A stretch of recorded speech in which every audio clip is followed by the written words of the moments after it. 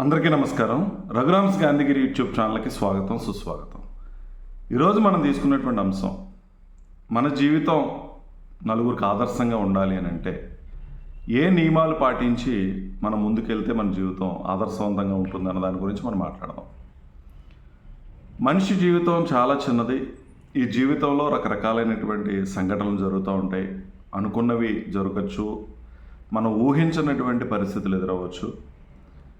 మనం ఊహించినటువంటి విధంగా మన జీవితం లేనప్పుడు కూడా మనం నిలబడగలగడమే మరి జీవితం యొక్క పరమార్థం.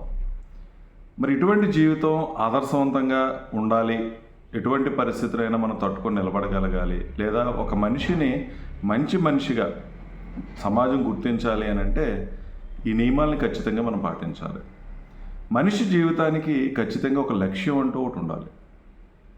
ఏ మనిషి అయితే లక్ష్యాన్ని నిర్దేశించుకొని ఆ లక్ష్య సాధన కోసం నిరంతరం ప్రయత్నం చేస్తాడో, ఆ లక్ష్య సాధనలో తన మొత్తం జీవితాన్ని ఉపయోగించుకోగలుగుతాడో, ఈ లక్ష్య సాధనలో ఎదురైనటువంటి ప్రతి సమస్యని ఎంత బాధ్యతాయుతంగా పరిష్కరించుకోగలుగుతాడో, ఒడిదుడుకులు ఎదురైనప్పుడు, ఎత్తుపల్లాలు ఎదురైనప్పుడు ఏ రకంగా తట్టుకొని నిలబడగలుగుతాడో, ఆ వ్యక్తి ఖచ్చితంగా ఆదర్శవంతమైనటువంటి మనిషిగా ఈ సమాజం గుర్తిస్తూ ఉంటుంది.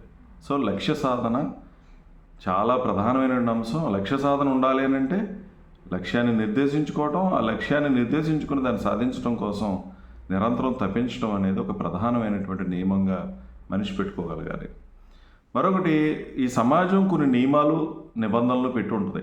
ఇది లిఖితపూర్వకంగా లేకపోయినప్పటికీ కూడా సమాజం కొన్నింటిని ఆమోదిస్తుంది, కొన్నింటిని వ్యతిరేకిస్తూ ఉంటుంది. ఏదైతే సమాజం ఆమోదిస్తుందో ఆ ఆమోదించేటటువంటి ప్రతి అంశం కూడా ప్రతి మనిషికి తెలుసు.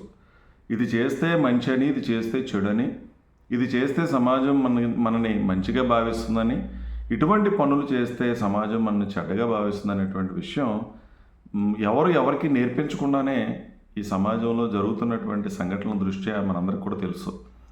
సమాజం దేన్నైతే ఆమోదిస్తుందో ఆమోదించేటటువంటి క్రమంలో మనం ముందుకు వెళ్ళినప్పుడు ఖచ్చితంగా మనం ఆదర్శవంతమైనటువంటి జీవితంగా ముందుకు వెళ్ళేటువంటి పరిస్థితి ఉంటుంది. మనిషి ఎట్టి పరిస్థితుల్లోనూ చెడు వ్యసనాలకు లోనవటం కానీ, ఏదైతే చెడ్డ అనేటువంటి అంశాలు ఉన్నాయో వాటి దగ్గరికి వెళ్లకుండా, ఈరోజు సమాజంలో అందరూ కూడా చెడు ఎక్కువగా ఆకర్షించడం వల్ల అటువైపు వెళ్ళిపోతూ ఉన్నారు. అది రకరకాలైనటువంటి వ్యసనాలకు దారితీయటం, సమాజంలో గౌరవం లేకుండా, విలువ లేకుండా మనని కింద పడేసేటటువంటి పరిస్థితులను కూడా తెలుసుకోకుండా ముందడుగులు వేసేయటం అనేది చూస్తూ ఉన్నాం.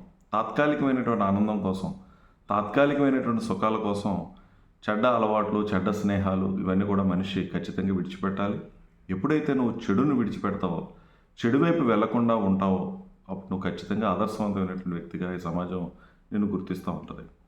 అలాగే మనిషికి ఒక 3 రకాలైనటువంటి క్రమశిక్షణలు చాలా అవసరం, లేదా బాధ్యతలు చాలా అవసరం. ఏంటి ఆ బాధ్యతలు అంటే, ఒకటి వ్యక్తిగతమైనటువంటి క్రమశిక్షణ లేదా బాధ్యత, కుటుంబపరమైనటువంటి క్రమశిక్షణ బాధ్యత, సమాజం పట్ల క్రమశిక్షణ కలిగి ఉండటం, బాధ్యత కలిగి ఉండటం. ఈ 3 ప్రధానమైనటువంటి అంశాలు కనుక మనిషి పాటించగలిగితే ఖచ్చితంగా ఆదర్శవంతమైనటువంటి వ్యక్తిగా ముందుకెళ్ళేటువంటి పరిస్థితి ఉంటుంది. వ్యక్తిగతమైనటువంటి క్రమశిక్షణలో ఇందాక మనం చెప్పుకున్నట్టు ఒక లక్ష్యాన్ని నిర్దేశించుకోవటం, ఆ లక్ష్య సాధన కోసం నువ్వు సమయాన్ని పాటించడం, నీలో ఉన్నటువంటి ఏదైనా చెడు ఉంటే ఆ చెడును తొలగించుకునేటువంటి క్రమం, నీలో ఉన్నటువంటి బలాలని పెంచుకునేటువంటి క్రమం, నీలో ఏదైనా బలహీనతలు ఉంటే ఆ బలహీనతలను తగ్గించుకునేటువంటి ప్రయత్నం మనిషి చేయగలిగితే, అంటే ఈ వ్యక్తి ఉదయం లేచిన దగ్గర నుంచి సాయంత్రం పడుకునేటంత వరకు ఏం చేయాలో, ఏ టైంకి ఏం చేయాలో అవన్నీ కూడా చేసుకుంటూ వెళితే ఆ వ్యక్తికి వ్యక్తిగతమైనటువంటి క్రమశిక్షణ ఉన్నట్టుగా చెప్పచ్చు. ఆ బాధ్యతల్ని నిర్వర్తించగలిగినప్పుడు ఖచ్చితంగా నువ్వు ఆదర్శవంతమైనటువంటి వ్యక్తి అవుతావు. మరొకటి, కుటుంబపరమైనటువంటి బాధ్యతలు, తల్లిదండ్రులని గౌరవించడం, కుటుంబంలో ఉన్నటువంటి బంధాలకు విలువ ఇవ్వటం, లేదా కుటుంబ బాధ్యతలని పంచుకునేటువంటి పరిస్థితులు ఉండటం, కుటుంబంలో ఎవరైనా ఇబ్బందుల్లో ఉంటే ఆ ఇబ్బందుల్లో ఉన్నటువంటి వ్యక్తులకు అండగా తోడుగా నిలబడగలగటం, అలాగే పెద్దల్ని గౌరవించేటటువంటి తత్వం, ఇవన్నీ కూడా కుటుంబపరమైనటువంటి బాధ్యతలు. వ్యక్తిగతంగా స్వార్థంగా మనం ఆలోచించుకొని కుటుంబాన్ని విడిచిపెడితే, నీకు జన్మనిచ్చినటువంటి తల్లిదండ్రులను పట్టించుకోకపోతే, లేదా కుటుంబంలో నీకు సహాయం అందించినటువంటి వ్యక్తుల్ని నువ్వు పట్టించుకోకపోతే నువ్వు మరి ఆదర్శవంతమైనటువంటి వ్యక్తి కావు.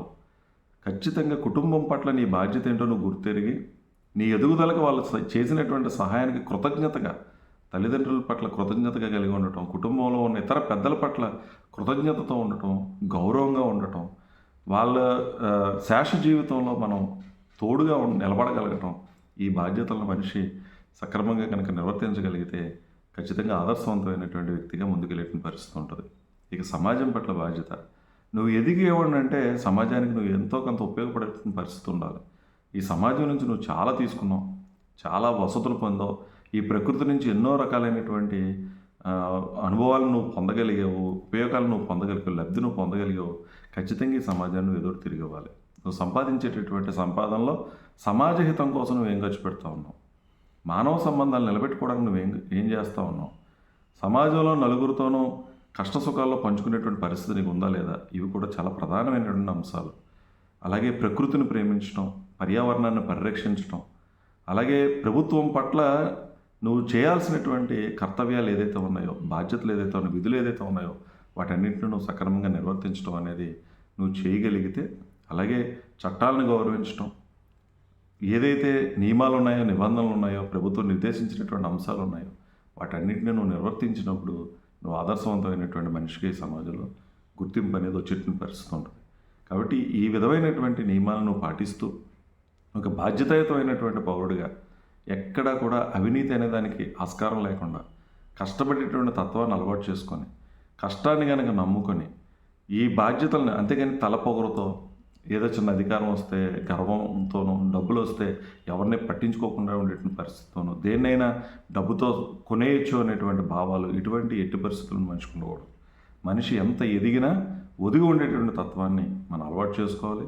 గౌరవం అనేది ఇచ్చిపుచ్చుకోవాలి.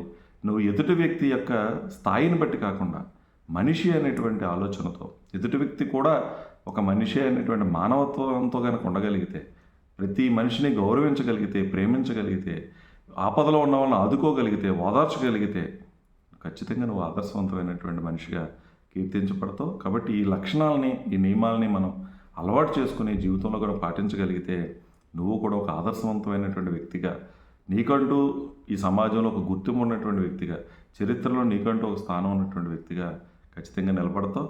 విజయం సాధించినటువంటి వ్యక్తులందరూ కూడా ఈ నియమాలని పాటించినటువంటి వ్యక్తులు అయి ఉంటారు. సమయాన్ని పాటించడం, క్రమశిక్షణ కలిగి ఉండటం, ఎక్కడ ఏ రకంగా ప్రవర్తించాలో ఆ రకంగా ప్రవర్తించడం, పెద్దల పట్ల అనుకువగా ఉండటం, ఇవన్నీ ఎవరైతే చేస్తారో వాళ్ళే విజయాన్ని సాధించిన వ్యక్తులు అవుతారు.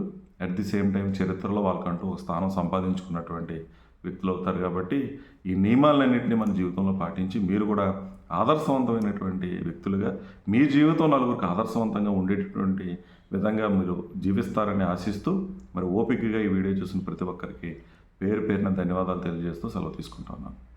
ఈ వీడియో మీకు నచ్చినట్లయితే లైక్ చేయండి, షేర్ చేయండి, కామెంట్ చేయండి. మరిన్ని వీడియోల కోసం ప్రక్కనే ఉన్న బెల్ ఐకాన్ ను క్లిక్ చేయండి. నా ఛానల్లో వచ్చే మరిన్ని ఇంట్రెస్టింగ్ వీడియోల కోసం సబ్స్క్రైబ్ చేయండి రఘురామ్స్ గాంధీగిరి యూట్యూబ్ ఛానల్.